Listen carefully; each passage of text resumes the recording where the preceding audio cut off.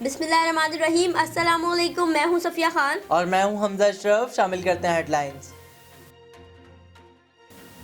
District Korangi کی عوام کے لیے بری خبر کہ الیکٹرک نے عوام کا چین سکون سب برباد کر دیا.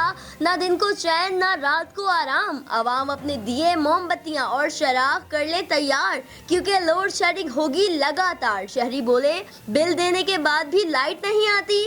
2020 کی عوام کو کہ الیکٹرک نے پتھر کے دور میں دوبارہ داخل کر دیا. 16 سے 18 گھنٹے کی اعلانیہ اور غیر اعلانیہ لوڈ شیڈنگ کی جاتی ہے. عوام میں شدید غم و غصہ. بولے اگر بجلی نہ دی گئی تو ہم کے الیکٹرک کے خلاف دھرنا دیں گے.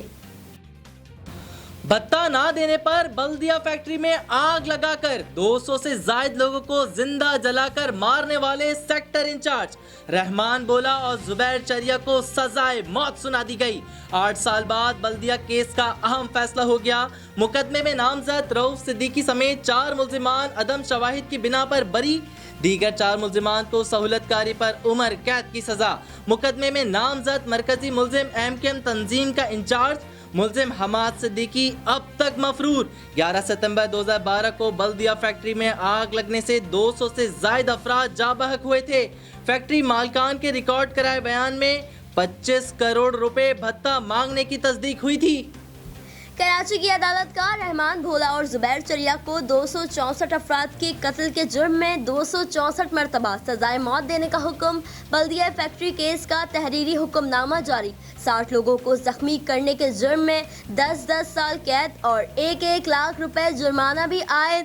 جاں بحق افراد کے ورثاء کو 2 لاکھ روپے دینے کا حکم. مجرم شاہ رخ علی محمد ارشد محمود کو سہولت فراہم کرنے کے جرم میں عمر قید کی سزا سنائی گئی. عدالت نے کہا کہ سہولت کاروں نے کیمیکل کے ساتھ فیکٹری میں داخل ہونے میں مدد کی.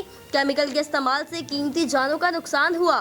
ملزمان لواحقین کو 27 لاکھ دید ادا کریں گے. مفرور ملزم حماد صدیقی اور حسن قادری کے دائمی وارنٹ گرفتاری جاری. نواز شریف سزا یافتہ ہیں. وفاقی حکومت نے سزا یافتہ مجرم کو بیرون ملک جانے کی کوشش کی اجازت دی. یہاں سے سزا یافتہ شخص باہر چلے گیا.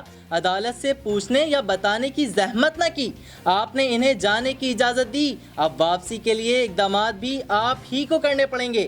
نواز شریف کی سزا کے خلاف اپیلوں پر اسلام آباد ہائی کورٹ میں سماعت. جسٹس عامر فاروق کا ایڈیشنل اٹارنی جنرل سے مکالمہ. عدالت نے ریمارکس میں کہا ہم سزا یافتہ مجرم کے حوالگی کا حکم جاری نہیں کریں گے. نواز شریف کا نام ECL میں حکومت نے کیا پھر نکالا بھی حکومت نے. حکومت کو کم از کم عدالت کو بتانا تو چاہیے تھا. آگ لگنے کا ذمہ دار زبیر تھا. چوکیدار معصوم بنتا رہا مگر سہولت کار نکلا.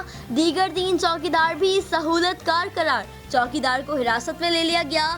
کیس کے انویسٹیگیشن افسر ساجد سدوزئی کہتے ہیں فیصلے سے لوگوں کا سسٹم پر اعتماد بحال ہوگا.